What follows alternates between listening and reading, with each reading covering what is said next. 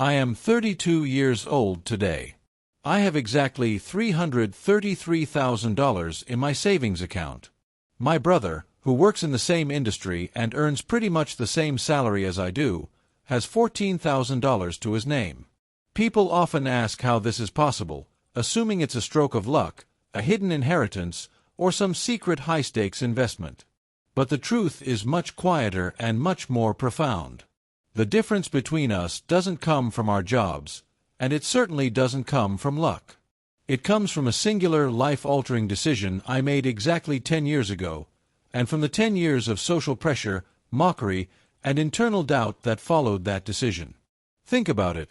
I gave 10 years of my life to the same car. Let's go back. Exactly 10 years ago, I was 22. It was April, a sunny Saturday morning. I walked into a used car dealership with a pocket full of hard-earned cash. The salesman, a guy wearing a polo shirt at least one size too small, greeted me with that overly practiced charm. He called me boss, held my hand a few seconds too long, and squeezed it with an intensity meant to force a deal. He tried to walk me toward the shiny trucks, the leather-seated SUVs that screamed, "I've made it." But I stopped him. I stood next to a 2013 Toyota Corolla. It was silver gray, with a basic cloth interior and 71,000 miles on the odometer. There was a noticeable dent on the rear bumper. The salesman, trying to salvage his commission, called it character. I sat inside. The steering wheel was plain plastic, the seat felt stiff and unforgiving, and the cabin was painfully quiet. There was absolutely nothing about this car that would impress anyone I knew. I paid $9,400 in cash. I took the keys, and as I drove off the lot with the windows down, I felt a strange, quiet joy. It was the joy of a little person inside me, finally feeling safe. That night, I sat at my kitchen table with a pen and a piece of paper. I did the math. $400 a month in savings. I looked at the 10-year projection. The number was so big, I had to read it twice just to make sure I wasn't hallucinating. I folded that paper, tucked it deep into a drawer, and forgot about it. The next morning, the reality of my choice hit me at the gas station. I pumped $14 worth of regular. The guy next to me stepped out of a black BMW. He glanced at my Corolla, then at me, and his silence was louder than a scream.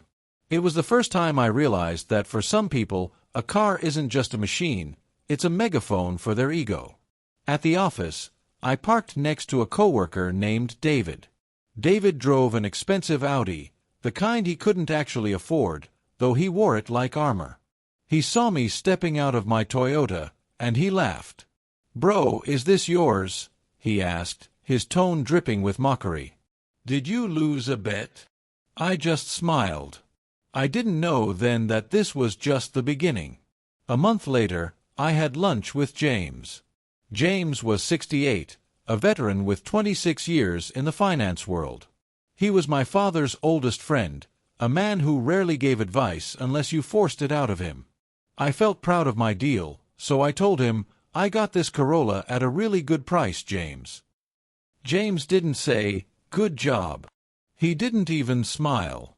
He chewed his food slowly, swallowed, and turned to me with a look that felt like a professor examining a failed student. "Do you know what a car actually is?" he asked. I felt smart, so I fired back, "It's a mode of transportation, obviously." James nodded, but his eyes were heavy.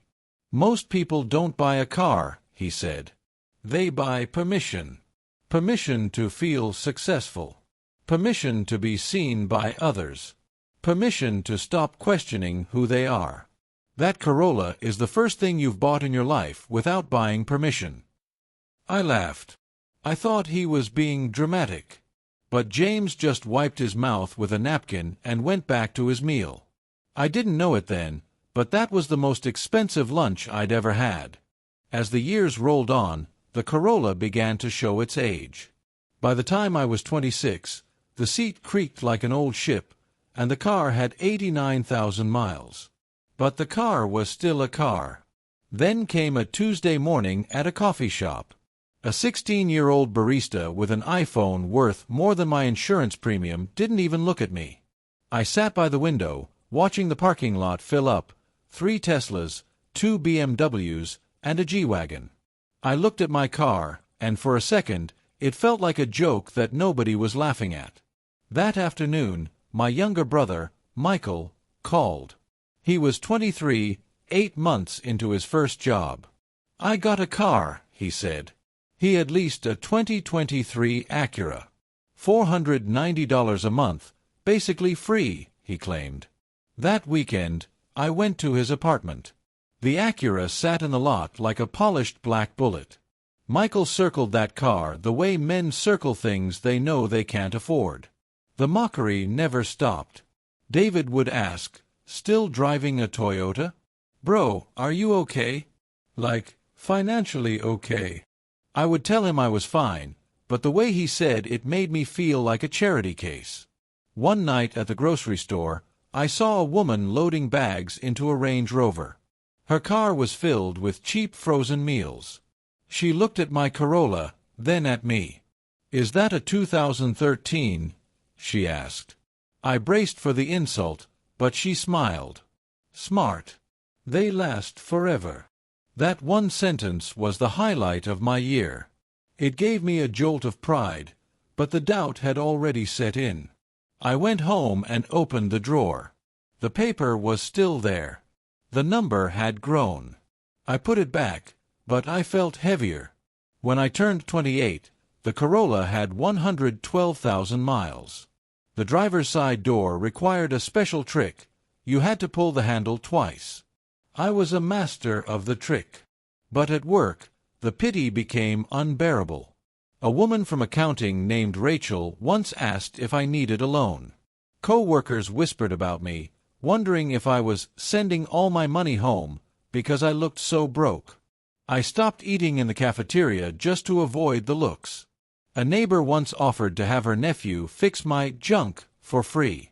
Even my mother tried to intervene, offering to help me get a new car because she thought I was struggling. Every time I hugged her, I felt like a liar because I couldn't tell her the truth. I had $91,000 in my account. I wanted to tell her, but I didn't want to explain why I was choosing to live this way. By 30, the Corolla hit 136,000 miles. A new, ominous sound started coming from under the hood. I just turned up the radio and sang along. I was seeing Sarah then, a nurse who drove a 2019 Honda Fit. She never said a word about my car. But one Saturday at a friend's wedding, everything changed. It was a beautiful outdoor venue, white flowers, a string quartet. I parked in the back row with my Corolla, but the lot was packed with Porsches and Teslas. Sarah looked at the lot, then at my car. She wasn't mean, but she was honest. "Wow, Jordan is really doing well, isn't he?" she said. Jordan arrived in a brand-new, matte gray electric SUV. Michael hugged me, smelling like cologne that cost more than my weekly groceries. He looked at my car and said, "Bro, you should upgrade. You'll feel different." That night, Sarah was quiet. "I just want you to enjoy your money," she said. I dropped her off and went home, listening to sad songs, feeling the weight of the world. At 1 a.m., I opened a car app on my phone. A 2024 Lexus for $43,000. Financing available. My thumb hovered over the screen. I thought about Sarah's disappointed face, Michael's cologne, and the way David looked at me. Then, I closed the app. I opened the drawer. The number on the paper was $148,000. I kept the car. In February, it finally died in the freezing cold. The battery gave out. A guy named Marcus helped me jumpstart it. "Same car for 8 years?" he asked. I nodded. "My dad drove a Camry for 19 years, Marcus said. "He wasn't cheap, he was free." That was the turning point. Something clicked in my brain. I realized I wasn't behind. I never was. Now, I am 34. The The Corolla reached 198,000 kilometers and finally gave up the ghost. A head gasket failure. The mechanic said, $2,800. Honestly, I wouldn't fix it. I sat on the bench in the sun, looked at my $310,000 balance, and felt a peace I hadn't known in a decade. James called me that day. "Your father is proud of you," he said. "Do you remember what I told you? You didn't save money, son. You bought yourself." That night, Michael came over. He looked 50, though he was only 31. He was $94,000 in debt, credit cards, rent, and a watch he didn't need. "How did you do it, bro? Be honest," he asked. I made coffee and sat across from him. "I stopped buying permission," I said. Michael didn't get it then, but he will. The question was never, "What should I drive?" The question was always, "Who are you?" If you've watched this far, you've realized something that most people spend their entire lives missing. It's an incredible thing to wake up. Thank you for listening to my story. If you found this useful, please subscribe and like the video. It helps us keep sharing these truths. I'm really curious about your thoughts, so leave them in the comments below. Take care of yourself, my friend. Goodbye.